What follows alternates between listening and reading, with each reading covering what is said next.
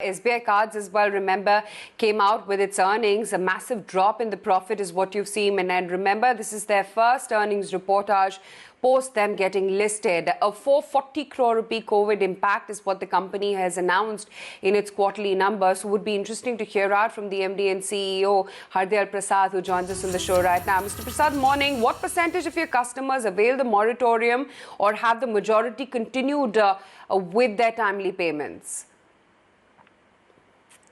I think immediately after the moratorium was announced, we had rolled it out for all the customers. We also had on our website given an option to the customers for opting in. And in case somebody did not opt in and miss the payment, we were auto-enrolling all the customers into the moratorium. As of 31st March, there were approximately 8% of the customers, which is almost about 800,000. who had enrolled for the moratorium. This number has gone up in April to almost about 1.2 million. So about 12% of the customer as of now stand availing the moratorium.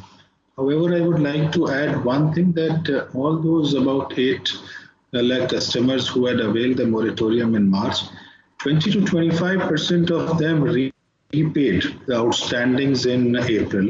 So I think that's a completely different phenomena that we are also seeing, that people, though are availing it, but have also started repaying the outstandings. Sure. Also wanted to understand, by how much do you see the average spends coming down, if at all do you foresee that? And broadly speaking, what percentage of the credit card expenditure is derived from purchases of essential goods versus, discretionary items? A couple of things that have happened after the lockdown. One of them, immediately after the lockdown, there was this frenzy of buying, and we saw a huge amount of money being spent on the grocery and other things. The pantry services were actually being uploaded with huge amount of expenses. Subsequently, the POS and other related transactions came down.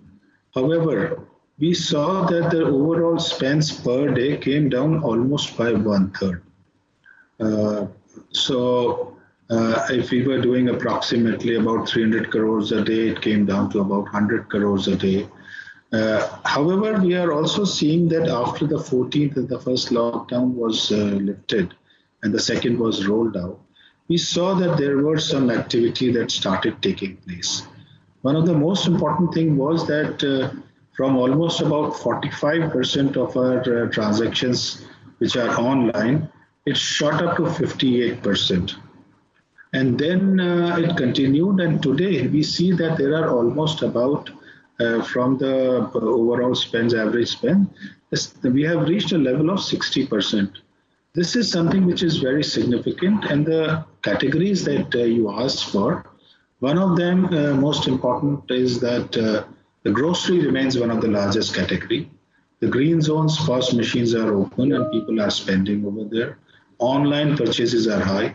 And second big category that we are seeing is the utilities. There are a large number of people who are actually registering themselves for the utility. The direct marketing, where the insurance and other services are there, as well as the education, is another category that is showing a very, very strong rebound. I think if the way things are panning out, we feel that in the next about 5-7 days, we will reach a significant number. I think we are very upbeat about the kind of online spends that is picking up. So has the outlook now on growth changed? I mean, if we take a look at the numbers, profits have grown 44% at CAGR over the last 3 years. And this, of course, remains important to the company in order to really, sustain that high P ratio of 35x. So surely you're not expecting customer acquisition at this point and spending to come back to pre-COVID levels for a couple of years. How does that change the outlook going ahead?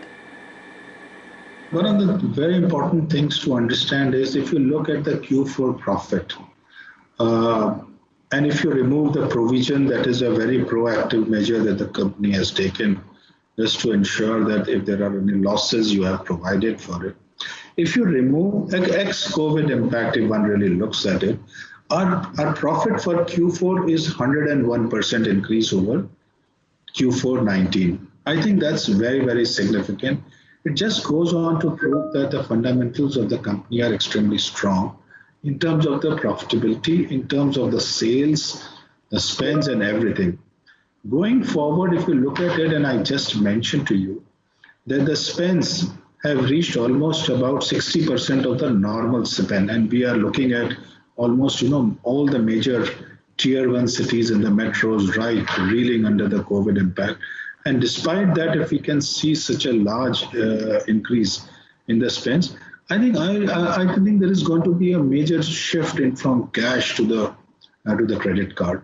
We are looking at two things. One of them is that people will start spending as the lockdown is lifted. People start going to the market, the cost will come back. The second is that in our opinion, people are now becoming very, very cagey to actually receive money back from anyone. So they don't want any, they either want to buy the full, if you're given you 1,000 rupees, I would want everything to be actually finished in that 1,000. I think those are some of the things that we are looking at it, that people will start using the card more often than anything else. If you look at the tap and go transaction where you say that card not present, within the POS transaction that has shot up to 22%. I think these are some of the signs that as the economy opens up, as things move, people will start using the card and there is a lot of cash that will move in. We are quite upbeat about the future of the credit card and we feel that we should be in a position to actually do very good numbers even this year. Do you also see a heightened delinquency or NPA risk as well in the credit card segment? What's your overall asset quality guideline as well going ahead, the kind of guidance you're suggesting? Obviously, the provision that we have created is in anticipation that in case there will be some defaults, we will be able to take care of it. There is a possibility that people, if they lose their job, they might be not in a position to do it. Today, the company looks at everything very, very different, especially this black swan event that has come up. And we have actually always thought that presently, it is the servicing that is very important.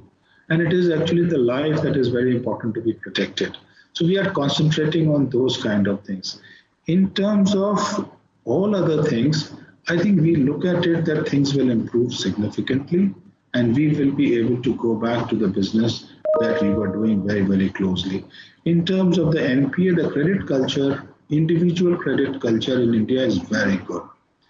And I just mentioned to you that out of about 800,000 customers who had availed, 20-25% have already repaid it. So there may be some increase in the NPAs, but we look at it from the perspective that people will repay and people would definitely come back because they need to use availed credit, they need to use the credit card, and all these things put together. Even if there is stress, you should be in a position to manage it. I don't feel that the NPAs are going to a balloon or it's going to go up to unmanageable levels.